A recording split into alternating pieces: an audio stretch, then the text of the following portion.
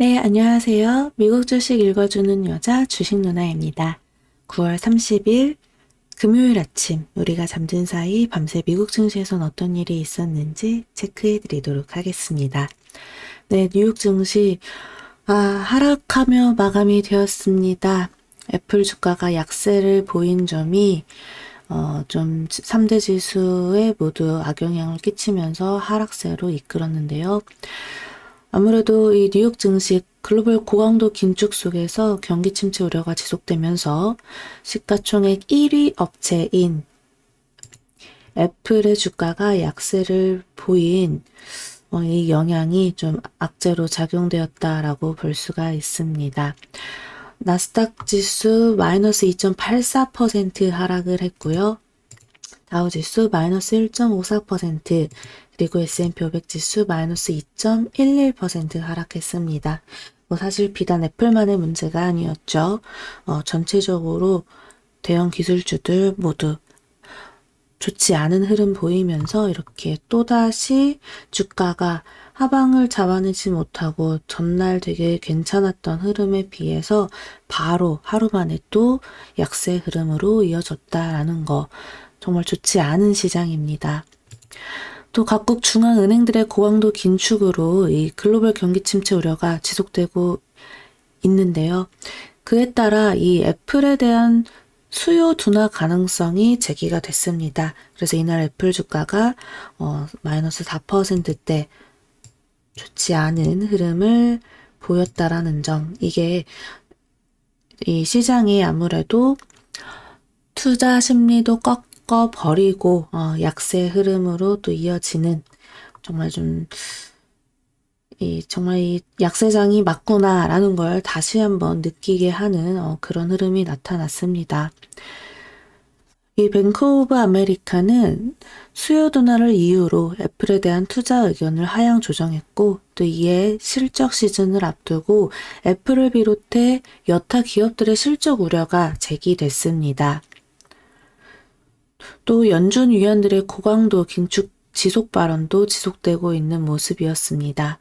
로레타 메스터 클리블랜드 연방준비은행 총재는 이날 외신 인터뷰에서 여전히 금리가 제약적인 수준이 아니다라며 인플레이션을 억제하기 위해 금리를 추가로 인상해야 한다고 밝혔습니다.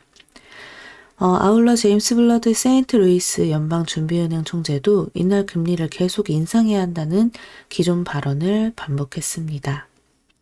또 크레디트 스위스는 세계 경기가 큰 폭으로 둔화할 수 있고 아직 최악은 오지 않았다고 언급하면서 올해 세계 경제 성장률이 2.6%에 그치고 또 내년에는 1.6%를 기록할 것으로 전망했습니다.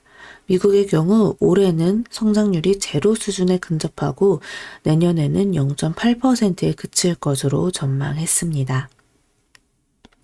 시카고 상품거래소 패드워치에 따르면 연방기금 금리 선물 시장에서 연준이 11월에 금리를 0.75%포인트 인상할 가능성은 57.7%로 이 전날 56.8%보다 소폭 상승을 했고, 또 0.5%포인트 인상 가능성은 42.3%로 전일 43.2% 대비 소폭 하락했습니다.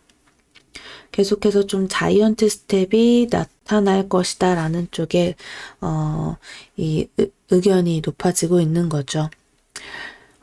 그래도 이날 발표된 실업 지표가 견조한 모습은 보였어요. 연준이 고강도 긴축을 지속할 수 있는 이유가 좀 되었던 거죠. 미 노동부가 발표한 지난주 신규 실업보험 청구 건수는 계절 조정 기준 전주 대비 1만 6천 명 감소한 19만 3천 명을 기록했습니다. 이는 주간 기준으로 지난 4월 18만 명대를 기록한 이후 최저 수준입니다.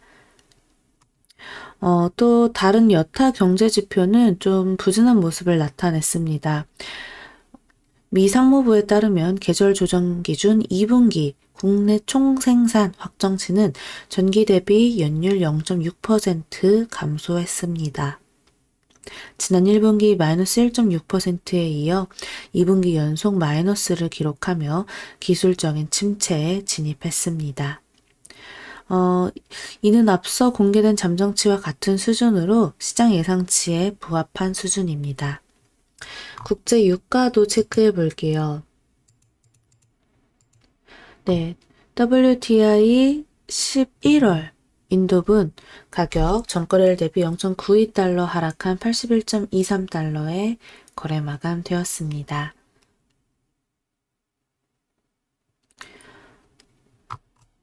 그리고 다소 진정되었던 다소 좀 진정세를 보였던 미국의 국채금리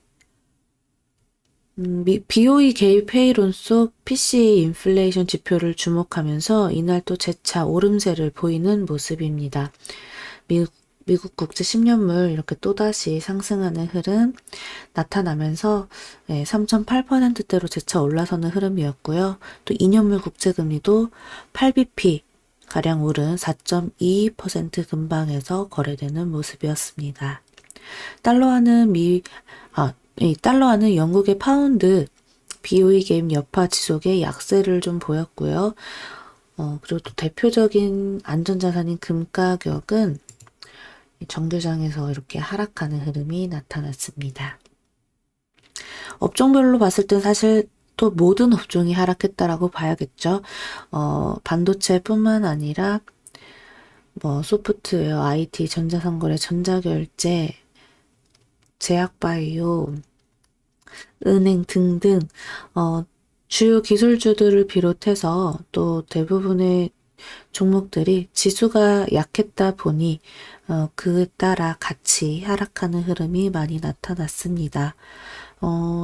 딱히 특징적인 호재 종목은 그렇게 보이지 않죠. 오히려 이제 또 전날 괜찮았던 이 전기차 이쪽이 더 큰 폭으로 쿵하고 무너지는 흐름.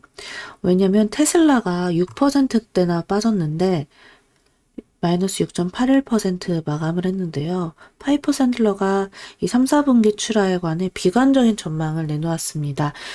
그러면서 이렇게 하락을 했고 또 다른 전기차 업체들 역시 타격을 받았다라고 볼 수가 있죠. 네. 사실 이렇게 되면은 우리 시장 역시 딱히 모멘텀이 없습니다. 아직까지 하방으로 열려 있다라는 거. 어제 시장도 오전장에서는 좀 올라가려나 했지만 5일선 부딪히면서 힘없이 밀려버립니다. 미국의 선물도 좋지 않았던 점도 분명 영향을 받았고 그리고 희마리가 없다. 지금 투심이 완전히 꺾였기 때문에 이 지점을 받쳐줄 그런 힘이 없습니다. 게다가 반대 매매도 계속해서 나오게 되는 실정이기 때문에 오늘 시장도 금요일장이라 더더욱 좀 흐름이 약할 수 있어요. 오늘 같은 장에서는요, 오히려 더 하락하거나 하락 출발했을 때, 저라면 최소 3거래일 그리고 아니면 한 10거래일 정도 열어놓고, 이제는 차라리 분할 매수 자리로 좀 눈여겨보면서 그냥 버텨야 되는 거지, 굳이 무리해서 몰빵해서 산다거나 아니면 막 힘들게 손절을 한다거나 그러지 않으셨으면 좋겠습니다. 지금은 누구나 힘든 장입니다. 이럴 때일수록 같이 그냥 좀 멘탈 관리하면서 버티고 혼자 하기 어려울 때 그냥 우리 라이브 방송 켜서 그냥 서로 좀 위안하면서 공부한다 생각하고 들어오시면 좋겠어요. 오늘 다음 주 월요일이 또 이 휴장일이잖아요. 우리나라 개천절 대체 휴무가 껴있죠. 개천절 이네요. 죄송합니다. 대체 휴무일은 그 다음 주고. 네. 개천절이기 때문에 월요일이 바로 휴장일이라 사실상 좀 이 연휴 기간, 주말을 낀 연휴 동안 굳이 끌고 가지 않을란다 하면서 오늘 그렇게 막 매수 세력이 강하게 들어오지 않는 이상, 외인이랑 기관이 강하게 들어오지 않는 이상은 투자 심리가 그렇게 막 살아나는 장은 아닐 거라고 생각합니다. 그래도 지금 자리에서는 우리가 쫄아서 대응할 게 아니라 그냥 편안하게 오히려 좀 여유 현금이 있다면 하방에서 줍줍할 종목 공부한 대로 들어가서 짧게 잡고 하고 대응한다라는 그런 자리로 보시고 공부하는 게 좋고, 아무것도 안 하시고 그냥 관망하는 것도 괜찮아요. 지금 자리에서는 편안하게 그냥 계좌 닫아놓고 그게 어떻게 흐름이 움직이는지 계속 체크하면서 어제 라방에서 공부한 대로 우리가 1880까지도 정말 보수적으로 열어놓고 대응을 하되 그 전에 단기적 반등 나올 때 그때 많이 좀 대응할 수 있도록 같이 계속 체크해 보겠습니다. 지금으로서는 일단 2000 정도까지 열어놓고 볼 수 있지만 오히려 떨어진다 할 때 다시금 살짝 반등 나올 확률도 매우 높거든요. 일단 지난주 마무리할 때 외국인 수급이 좀 들어왔기 때문에 들어왔는데도 불구하고 지수가 쿵 떨어져서 끝난 종목들이 꽤 많이 보여요. 그런 종목들이 오늘 어떻게 잡히는지 그리고 수급이 어떻게 이어지는지 체크하는 게 제일 중요할 것 같습니다.